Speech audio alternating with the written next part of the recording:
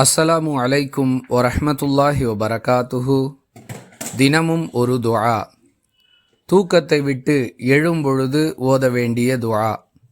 ரசூலுல்லாஹி ஸல்லல்லாஹு அலைஹி வஸல்லம் அவர்கள் தூங்கி எழுந்தவுடன் அல்ஹம்துலில்லாஹில்லதி அஹ்யானா பஅதமா அமாதனா வ இலைஹின் நுஷூர் என்று ஓதக்கூடியவர்களாக இருந்தார்கள் என்பதை புகாரியில் இடம்பெறக்கூடிய 6312வது ஹதீஸிலிருந்து அறிந்து கொள்கிறோம். எங்களை மரணிக்கச் செய்து மீண்டும் உயிர்த்தெழச் செய்த அல்லாஹுவுக்கே எல்லா புகழும். நம்முடைய மீளுதல் அவன் பக்கமே இருக்கிறது என்பது இதன் பொருளாகும். அன்பானவர்களே, உறக்கத்திலிருந்து மீள்வதாக இருந்தாலும் நிம்மதியாக உறங்குவதாக இருந்தாலும் அது அல்லாஹுவுடைய வல்லமையை கொண்டு நடக்கக்கூடிய நிகழ்வு. இத்தகைய வல்லமை பொருந்திய இறைவனை புகழுகிறேன் என்பது இதனுடைய பொருளாக இருக்கிறது.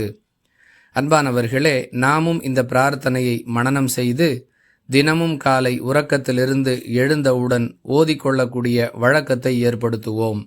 மீண்டும் துஆவை கேளுங்கள். அல்ஹம்துலில்லாஹில்லதி அஹ்யானா பஅதமா அமாதனா வ இலைஹின் நுஷூர்.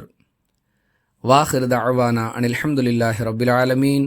அஸ்ஸலாமு அலைக்கும் வரஹ்மத்துல்லாஹி வபரகாத்துஹு.